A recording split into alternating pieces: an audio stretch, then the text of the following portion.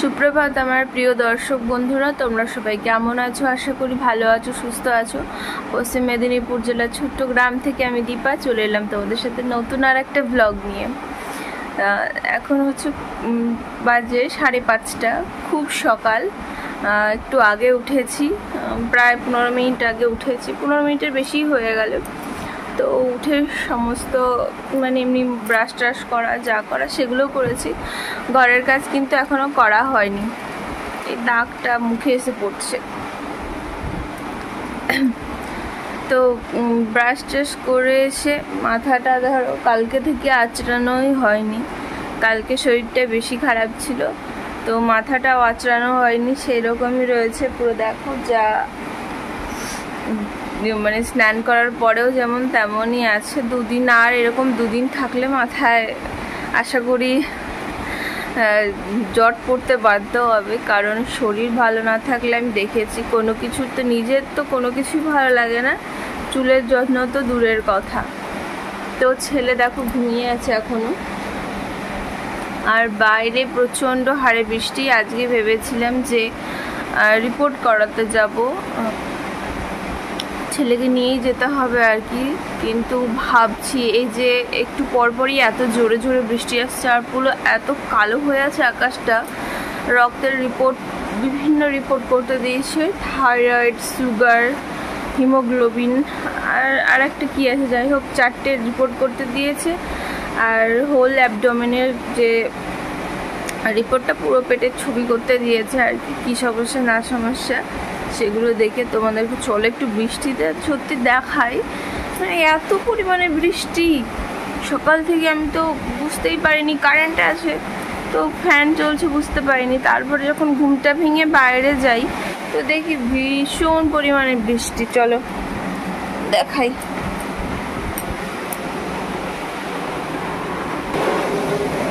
কি পরিমাণে বৃষ্টি হচ্ছে, ব্যাক ক্যামেরায় দেখাই তোমাদেরকে।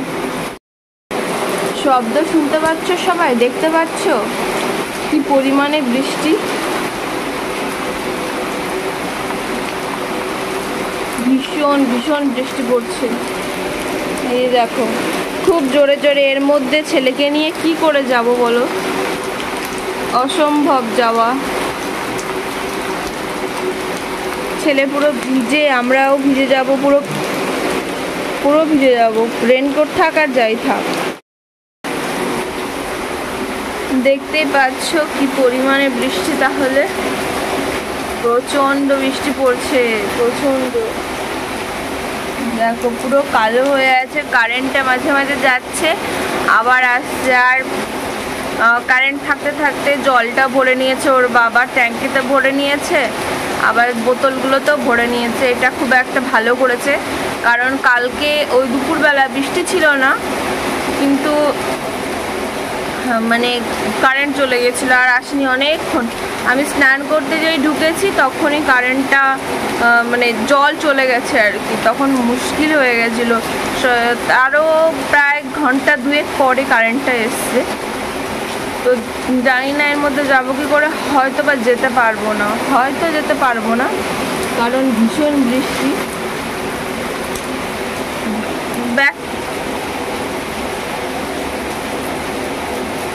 এর মধ্যে হয়তো বা যেতে পারবো না বাচ্চাকে নিয়ে, কারণ এত বৃষ্টি। একটু হয়তো ঝিরঝির বৃষ্টি পড়ে ঠিক আছে, এত বৃষ্টিতে যেতে পারবো না।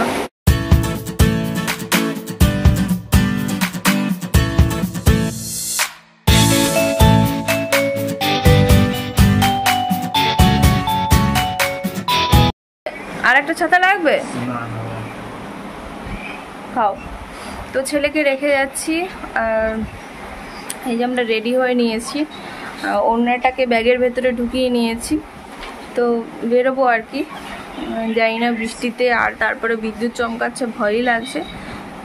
ছেলেকে নিচ্ছিই না, ছেলেকে রেখে যাবো, ওকে এখানে খাতা টাতা সমস্ত কিছু দিয়ে রেখে দিয়েছি, তো ওর বাবা বলে যাবে বাড়িতে আর কি।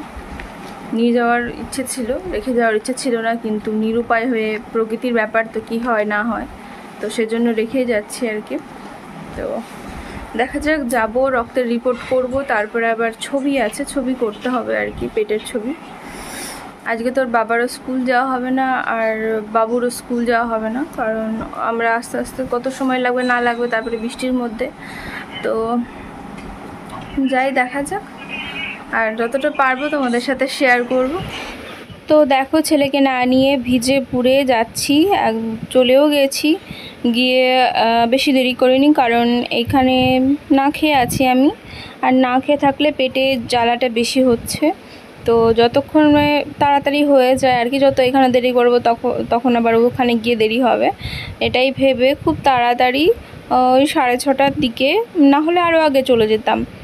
বৃষ্টি পড়ছিল প্রচণ্ড হারে, পুরো ভিজেই গেছিলাম আসার সময়টা, যাওয়ার সময়টা একটু কমতে বেরিয়েছিলাম আর কি। তো উনি বলছে এত তুমি সেন্সিটিভ বলে কি করে হবে যে সুই একটা ফুটিয়ে নেবে, কিন্তু সত্যি বিশ্বাস করো আমার বাবু হওয়ার সময় আমি পুরো 5 মাস অবধি, জবে থেকে জানতে পেরেছি তারপর থেকে 5 মাস অবধি আমি পুরো টাইমটা প্রত্যেক সপ্তাহে একটা করে ইনজেকশন আমার লাগতোই। তারপরে তো হেলথ সেন্টার থেকে যেটা দিচ্ছে আবার এক্সট্রা 8 মাসে 2টো এরকম আমার চলতোই। বাট আমার যতই যায় বলো না কেন, ইনজেকশনটাই আমার কাছে এতটাই ভয়। আর আমি সত্যি ইনজেকশন দেওয়ার সময় কী কান্নাই না করতাম, কারণ যখন ওষুধটা পুশ করতো, মানে সব ওষুধ কিন্তু একরকম হয় না, কোনোটা একটু যেটা গাঢ় বা যেটা একটু কড়া ডোজের হয়, তো সেটা কিন্তু প্রচুর কষ্টদায়ক হতো আমার জন্য। পুরো 2 হাত আমার কালো হয়ে যেত, জ্বর হতো। তো আজ অনেক দিন পরে আবার যখন ব্লাড টেস্ট করাতে এসেছি, করিয়েছিলাম মনে হয় 1 বছর আগে, হ্যাঁ মনে হয় করিয়েছিলাম, তো আবার করাতে এসেছি। না লাগলেও এই যে ভয় একটা, যে সুইটা ফোটাবে, যখন ফোটাবে তখন একটু লাগে, রক্তটা নিচ্ছিল তখন অতটা বুঝতে পারা যাচ্ছিলো না, কারণ ওটা একটা চাপে থাকে। দেখো বেঁধে দিয়েছে, তার ফলে কিন্তু কম থাকে আর কি, ব্যথাটা কম লাগে। এমনি সুই ফুটিয়ে ইনজেকশান দিলে যদি তোমার ওষুধটা বেশি থাকে, পুশ করতে টাইম লাগে, তো তখন একটু লাগে আর কি, লাগে না এরকম না। আর জানি না কজন তোমরা ইনজেকশানে ভয় পাও কি পাও না। আমি কিন্তু বাবা মানে তুমি হয়তো কাল একটা দিয়েছো ইনজেকশন, তখন কেঁদেছি, আবার যদি আর একটা দাও বলবে যে কাল তো একটা নিয়েছিস, তাহলে আবার ভয় কিসের। কিন্তু না, আমাকে যদি 5 মিনিট পর আর একটা দাও তাতেও আমি কাঁদবো, মানে এরকম আর কি। তবুও চোখের জল বেরোয়নি, বাট লাগছিল, একটু লেগেছিল। উনি কিন্তু বেশ মজার করে কথা বলছিলেন। তো আবার রেডি হয়ে নিয়েছে, ওর বাবা তো টাকা ফাঁকা দিয়ে যাই হোক কবে রিপোর্ট দেবে, তো সেগুলো জানছে। তো এই ফাঁকে আমি রেনকোট পরে তারপরে আমার ওড়নাটা ছিল, ওড়নাটাও ব্যাগে ভরে নেবো, কারণ ওড়নাটা তো মানে কী বলবো, পুট করে একটু বের করছি, আবার ঢুকিয়ে দিচ্ছি। রেনকোটটা যখন খুলছি তখন তো লাগছে, তো সেই জন্য হাতের যে ব্যাগটা আছে সেটাতেই করলাম। তো তারপরে ওর বাবা বলছিল যে আমার গাড়িটা খুলেও তো ভরে দাও, তারপরে ভাবলাম না, ফোনটা নিয়ে যাব না, রেখেই যাই। তো দেখো আমরা আবার তার থেকে আরও কিছুটা সামনে আমাদের তেমাথানি বলে যে জায়গাটা আছে, তো সেখানে যাচ্ছি আর কি। এখানটাই নতুনে খুলেছে, কিন্তু এখানটায় ভিড়ভাট্টাটা কম আছে। তো আরেকটা যেটা আছে যেখানে মানে ছবি টবি করা হয়, রিপোর্ট করানো হয়, তো সেখানটা কিন্তু অনেক ভিড় হয়। আর ভিড় হওয়ার ফলে ওখানটা অনেকটা টাইম লেগে যায়। তারপরে ছবি ব্যাপারটা হচ্ছে তোমাকে জল খেতে হবে, তোমার যখন মনে হবে যে তাদের যে না এখন পারফেক্ট টাইম বা সময়, যে না এবার ছবিটা ভালো হবে তোলা আর কি, তখন নেবে, না হলে তোমাকে ফিরিয়ে দেবে। তুমি 1-এ থাকো, 2-এ থাকো আর 3-এ থাকো। তো আমি যেহেতু সকাল থেকে না খেয়েছিলাম আর 2 বোতল জল প্রায় শেষ করে দিয়েছিলাম, তো বলছিল যে জল খাও বারবার, তো আমি বাইরে গিয়ে জলটা এনে খাবো বলে, তো এখানে দেখো সবাই যেহেতু ওয়েট করছে ডাক্তার আসার জন্য, খুব একটা বেশি ভিড় না, ওদিকে একটা মানুষ আছে, তো পরে আর কয়েকজন এসেছিলো, প্রেগনেন্ট মহিলারাও এসেছিলো। তো ওই পরে এই বসে আছি, বসে থাকার আধা ঘন্টা পরেই ডক্টর এসেছিলো। আমি বসে বিগ বস দেখছিলাম, আমার ভীষণ ভালো লাগে, প্রতিটা এপিসোড আমি দেখি। অনেকে আরমান মালিককে পছন্দ করে না, বাট আমার যেহেতু ওর ব্লগটা আমি অনেক দিন থেকে দেখি, তো আমার ভালো লাগে। হ্যাঁ, আমি তাকে সাপোর্ট করি। এবার অনেকে খারাপ ভাবে বা যাই ভাবে, আমি তাকে সাপোর্ট করি, আমি তার ইয়েতে কমেন্টও করি। তো চলে এসেছিলাম, দেখো পুরো মুখ টুক ভিজে, সিঁদুর উঠে কি অবস্থা হয়েছে দেখো মুখের অবস্থাটা। তো ভিজে পুরো এসেছি, খাওয়া দাওয়া তো নেই, খালি পেটে ছিলাম। কারণ খালি পেটেই তোমাকে ব্লাড দিতে হবে আর কি। আর ছবিটাও খালি পেটেই, শুধু জল খেয়ে খেয়ে। তো এখন ভাবছি একটু এই দুধ, এটা গুঁড়ো দুধ তো, আর ওটস, একটু মানে কি ওটস রান্না করব নিজের জন্যই খাবো। তুমি কি ওটস খাবে? কি খাবে? রুটি নেই তো বাবা, ভালো আটা, অত ভালো আটা ওই তুমি অতটা করে নষ্ট, ছাড়ো ছাড়ো ছাড়ো ভালো আটা। তো আর হচ্ছে একটা ডিম সেদ্ধ, তো এগুলো খাবো সকালবেলায়। তো চলো চটপট বানিয়ে নিই, কারণ এখন 10:30 পের হয়ে গেছে। বর কিন্তু এসে ডিম ভাজা দিয়ে মুড়ি খেয়ে চলে গেছে, রান্না তো করতে পারিনি, ডিম ভাজা মুড়ি, তো ওটা খেয়ে স্কুলে গেছে আপাতত, ওখানে কিছু খেয়ে নেবে। তারপরে আমি এখানে এটা খাচ্ছি, আর বাবু নাকি শুনলাম আলু ভাজা দিয়ে ভাত খেয়েছে।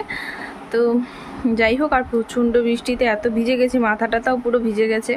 মানে রেনকোট পরা থাকলে কী হবে, তার ভেতর দিয়ে তো জল ঢুকে যাচ্ছে। তো যাই, অন্তত বানিয়ে আগে খাই, প্রচণ্ড খিদে পেয়েছে।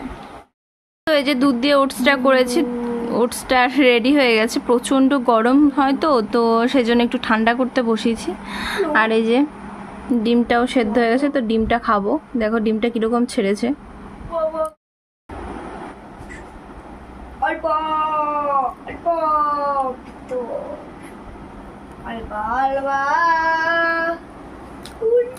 মেনলি আমাদের ওই খাওয়া দাওয়ার গন্ডগোলটা হয়েছে কি বলতো, বাচ্চা হয়ে যাওয়ার পর আমরা বাচ্চার দিকে অনেক ধ্যান দিই, যে বাচ্চাকে কিসে কোনটাতে কি ভালো রাখতে হবে, কিন্তু নিজেরা উল্টো পাল্টা করে খেয়ে ফেলি, টাইমে হয় না। তো এমনিতেই শরীরে অনেক কিছু ঘাটতি হয়ে যায়। তো যেখানে ছবি করতে গেছিলাম, সে যে ডক্টরটা ছবি করছিলাম, উনি কিন্তু সত্যি বলতে এত জায়গায় ডাক্তার দেখিয়েছি, উনি পুরো কম্পিউটার ঘুরিয়ে আমাকে সমস্তটা দেখাচ্ছে, যে দেখো কোথায়, ওটা কম্পিউটার বলে না, যাই হোক কম্পিউটারই হয়তো, কম্পিউটার বললাম তোমরা, যেটা স্ক্রিনে উঠছে আর কি। তো উনি ঘুরিয়ে আমাকে দেখাচ্ছে কোথায় তোমার অসুবিধা, কোথায় তোমার অসুবিধা না। তো দেখা যাক, রিপোর্ট আসুক, কতদিনে কি হয়। ওনারা বলেছিল যে যদি 1-1.5 ঘন্টা দাঁড়াতে পারেন তাহলে রিপোর্টটা দিয়ে দেবো, কিন্তু আমার বরের স্কুল ছুটি নিতে পারবে না। ছুটি না নিতে পারার কারণ হচ্ছে, আমি যেহেতু এবার কলেজে মানে পরীক্ষা দেব, ফার্স্ট ইয়ারের পরীক্ষা দেব, তো ফার্স্ট ইয়ারের পরীক্ষা দেওয়ার জন্য মানে ছুটি তখন বড়োর সাথে যেতে হবে, তখন ছুটির দরকার। তো অন্তত কটা ছুটি, 4-5টা ছুটি হয়ে যাবে। তো সেজন্য এখন আর ছুটি নিচ্ছে না, যত কম নেওয়া যায়। ছুটি আছে, নেই এমন নেই, তবে যতটা কম নেওয়া যায় আর কি। আবার কখনো শরীর খারাপের জন্য হয়তো ডাক্তার কাছে যেতে হলো। তো মোটামুটি কেমন আছে জানি না, ডাক্তার বলে ভয় পাস না, ঠিক যা হবে ওষুধপত্র খেতে থাকবি, ভয়ের কিছু নেই এরকম বললো। যাই হোক, একটু শান্তি মনে।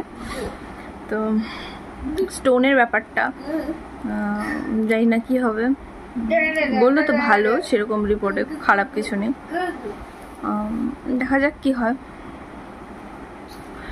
খেয়ে নি, খাওয়া দাওয়াটা ঠিক করে করতে হবে। নিজে ভাবি জানো তো, ওই যে 2 দিন 1 দিন 3 দিন হয়তো ওপরে গিয়ে হাঁটাহাঁটি করি, ওপরে সেরকম হাঁটা যায় না ভালো করে, রাস্তায় 1-1.5 কিলোমিটার হাঁটতে বলেছে, কিন্তু আমার সাথে না গেলে, এটা তো আমার বাবার বাড়ি নয়, এটা তো শ্বশুর বাড়ি, এখানে আমি একটা কেমন লাগে বেরোতে। তো যাই হোক, চেষ্টা করব শরীরকে ভালো রাখার।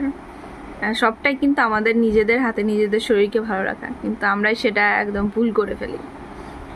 আচ্ছা দিচ্ছি, দাঁড়া, ওকে এতক্ষণ ছিল, যাই হোক খেলা করছিল, এখন একটুখানি ফোন দেখবে, তো ফোনটা ওকে দিচ্ছি আর কি, ততক্ষণে খেয়ে নি। চলো, তো জানি না কি রোগে ধরেছে বা কি হয়েছে, তবু আমি ডাক্তারের কাছ থেকে মানে যিনি রিপোর্ট করাচ্ছিলেন, পেটের ছবি করাচ্ছিলেন, তার কাছ থেকে অনেক কিছুই জিজ্ঞাসা করেছি। সে কিন্তু মানে অন্যান্য ডাক্তার আছে কিছু জিজ্ঞাসা করতেও ভয় লাগে, বাট উনি কিন্তু অন্যরকম ছিলেন। সত্যি বলবো একটু বয়স্ক ছিলেন, কিন্তু এত মিশে যাচ্ছিলেন, এত ভালো করে কথা বলছিলেন। এইটাই আমি মানে প্রত্যেকটা মানুষই দেখবে ডাক্তারের কাছে গিয়ে যাতে মন খুলে কথা বলতে পারে সেরকম একটা ডাক্তার চায়। তো উনি সেরকমটাই ছিলেন। উনি আমাকে সমস্তটা মানে এত সুন্দর করে বোঝাচ্ছিলেন যে তোর এই সমস্যা, ওই সমস্যা, এটার থেকে এটা হতে পারে, এটা তোর হয়নি, তো বিভিন্ন ধরনের বলছিলেন। তো সবটাই ভগবানের ইচ্ছে, যা হবে ভালোই হবে, তাই না?